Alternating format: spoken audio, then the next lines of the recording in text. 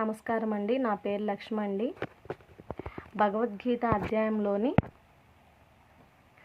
మనము అధ్యాయం 1 అర్జున విషాద యోగంలోని ఆల్రెడీ 12 శ్లోకాలు నేర్చుకున్నామండి. ఈరోజు మనం 13వ శ్లోకం నేర్చుకున్నాము. దానికంటే ముందుగా మనం భగవంతుని ధ్యానం చేసుకుందామండి. ఆ శ్లోకం చదువుకుందాం. ఒకసారి చూడండి. ఓం పార్థాయ ప్రతిబోధితాం భగవతా నారాయణేన స్వయం వ్యాసేన గ్రథితాం పురాణమునీన మధ్యే మహాభారతం అద్వైతామృతవర్షిణీం భగవతిం అష్టదశాధ్యాయినీం అంబ త్వమనుసందధామి భగవద్గీతే భవద్వేషిణీం. మనకి అధ్యాయం 1 స్టార్ట్ అయ్యే ముందు పైన హెడ్డింగ్లో ఓం శ్రీ పరమాత్మే నమః ఉంటుందండి. దాన్ని కూడా మనం 3 టైమ్స్ చదువుకున్నాము. చూడండి. ఓం శ్రీ పరమాత్మనే నమః. ఓం శ్రీ పరమాత్మనే నమః. ఓం శ్రీ పరమాత్మనే నమః. ఆల్రెడీ మనం అధ్యాయం 1 అర్జున విషాద యోగంలోని 12 శ్లోకాలు నేర్చుకున్నామండి. ఈరోజు మనం 13వ శ్లోకం నేర్చుకున్నాము. ఒకసారి చూడండి. గీతా ప్రెస్ పుస్తకంలో ఉంది. 13వ శ్లోకం. తత శంకచ్చ బేర్యచ్చ పనవానక గోముఖః సహసైవాభ్యహన్యంత సశబ్దస్తుములోభవత్. మళ్ళీ నేను 3 టైమ్స్ రిపీట్ చేస్తాను. చూడండి. తతః శంకచ్చ బేర్యచ్చ పనవానక గోముఖః సహసైవాభ్యహన్యంత సశబ్దస్తుములోభవత్. సెకండ్ టైం చదువుతున్నాను. చూడండి. తతః శంకచ్చ బేర్యచ్చ పనవానక గోముఖః సాహసైవాభ్యహన్యంత సశబ్దస్తుములోభవత్. థర్డ్ టైం చదువుతున్నాను. చూడండి. తతః శంకచ్చ బేర్యచ్చ పనవానక గోముఖః సహసైవాభ్యహన్యంత సశబ్దస్తుములోభవత్. దానికి సంబంధించి కింద తాత్పర్యం ఉంది. చూడండి. 13వ శ్లోకానికి సంబంధించి మరుక్షణమునందే శంఖములు, నగరాలు, తప్పెటలు, మృదంగములు, గోముఖ వాద్యములు మొదలగునవి ఒక్కసారిగా మ్రోగినవి. దిక్కులను పిక్కటిల్లజేయు ఆ వాద్యనాదములు భయంకరములై ఒప్పినవి అని చెప్తున్నారు ఇక్కడ మన గీతా ప్రెస్ పుస్తకంలో. ఇక్కడ నేను ఒకసారి నోట్స్లో కూడా నోట్ చేశానండి. ఒకసారి చూడండి. ఇక్కడ భావం కూడా ఇక్కడ మనకు వచ్చేసి భావం ఏంటంటే, అప్పుడు శంఖాలు, భేరీలు, మధ్యలు, గోముఖాలు, వాయిద్యాలు ఒకేసారి మోగించబడ్డాయి. వాటి శబ్దం ఆకాశాన్ని కదిలించిందంటండి. వాటి శబ్దం అనేది లైవ్ కొటేషన్ చూడండి ఈ శ్లోకానికి సంబంధించి. పెద్ద సమరం మొదలయ్యే ముందు ప్రతిధ్వని అంటే ప్రిపరేషన్ ఎంత బలంగా ఉంటే గెలుపు అంత దగ్గరగా ఉంటుందండి. అంటే ఇక్కడ ఏంటి మనకి మీనింగు, పెద్ద సమరం అనేది ఇక్కడ మొదలయ్యే ముందంట ప్రతిధ్వని అనేది ఎంత బలంగా ఉంటే గెలుపు అంత దగ్గరగా ఉంటుందని చెప్తున్నారండి మనకి. ఇక్కడ మనం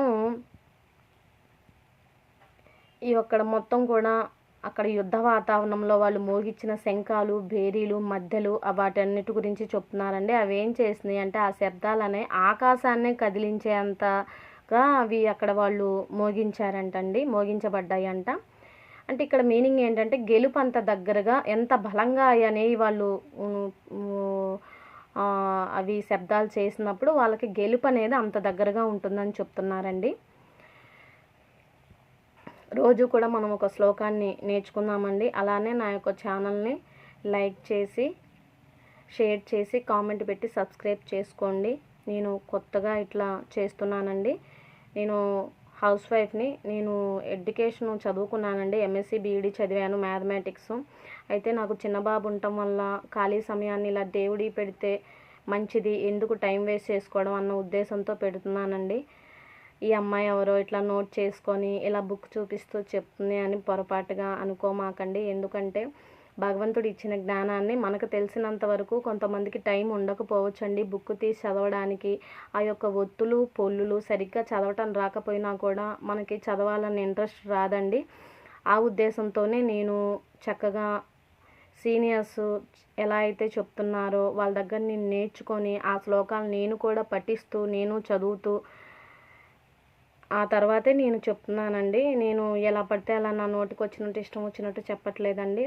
10 ఇయర్స్ ఎక్స్పీరియన్స్ ఉన్న వాళ్ళ దగ్గరే నేను నేర్చుకొని చూసుకొని 1, 10 సార్లు 20 సార్లు అట్లా నేను రిపీట్ చేసుకున్న తర్వాతే నేను ఈ శ్లోకాన్ని ఇక్కడ నేను చెప్పి భావం ఇచ్చి లైవ్ కొటేషన్ కూడా ఇస్తున్నానండి. ఎందుకంటే జీవితంలో మనం ఈ శ్లోకాలని వినియోగించుకుంటే మనకి ఇది ఏంటండి మనకి చాలా వరకు ప్రెజర్స్ ఉంటున్నాయి.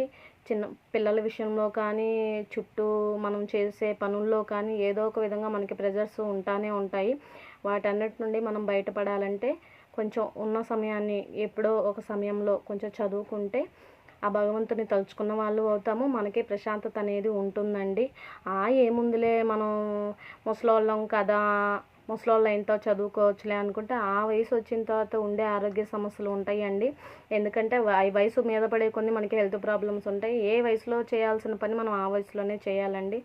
ఇప్పుడు మనం అంతా సంపాదన మీద ఉన్నాం కరెక్టేనండి. ఎందుకంటే ఈ సంపాదించుకునేటప్పుడే మనకు కొన్ని ప్రాబ్లమ్స్ కూడా వస్తాయి, హెల్త్ ఇష్యూస్ కూడా వస్తాయి. మనకున్న టెన్షన్స్ నుండి బయటపడాలంటే భగవద్గీత చాలా బాగా ఉపయోగపడుతుందని చెప్పి సైంటిస్టులు కూడా చెప్తున్నారండి. దాన్ని మనం చక్కగా వినియోగించుకున్నట్లయితే మన లైఫ్లో మనం ఎలా బ్యాలెన్స్డ్గా ఉండాలి, మన జీవితాన్ని మనం సంతోషకరంగా ఎలా జీవించగలం అనేది అర్థమవుతుందండి. అంతేకాని మన యొక్క జీవితాన్ని మనం అర్థం పర్థం లేకుండా కష్టసుఖాల్లోనే ఎప్పుడూ కూరుకుపోతూ మనశ్శాంతి లేకుండా మనం ఏదోలే చేస్తున్నామంటే చేస్తున్నాం, తెల్లారుతుంది, లెగుస్తున్నాం, పని చేసుకుంటున్నాం, జాబ్కి వెళ్ళిపోతున్నాం, సంపాదిస్తున్నాం అన్న ధోరణే కాకుండా మనం భగవంతుని కూడా తలుచుకుంటే మనం చేసే కర్మలో మంచి చెడు అనేవి ఉంటాయండి. మనం చేసే కర్మ అనేది చెడు అనేది మన మైండ్లో అనేది రాకుండా ఆటోమేటిక్గా భగవంతుడు ఆ మంచి కర్మ చేయటానికే మనకి తోడ్పడతాడండి.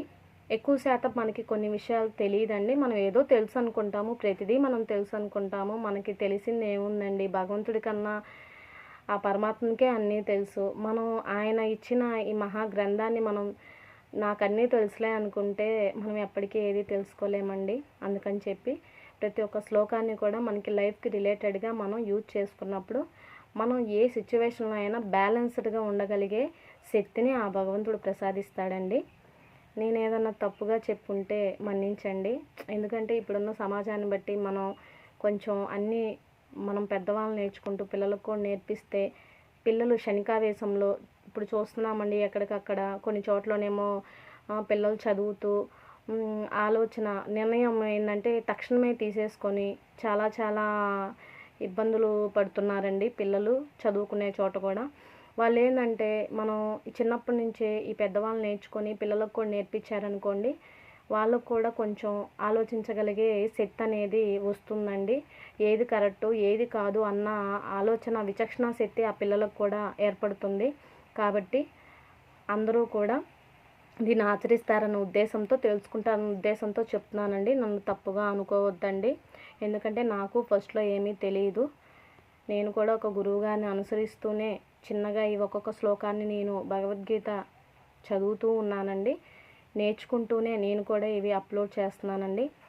నా యొక్క ఈ ఛానల్ని కేఎంఎల్ లైవ్ కొటేషన్ ఛానల్ని మీరందరూ లైక్ చేసి సబ్స్క్రైబ్ చేస్తారన్న మంచి ఉద్దేశంతో ఈ ఛానల్ని ముందుకు తీసుకెళ్తారని నేను మీ అందరినీ కోరుకుంటున్నానండి.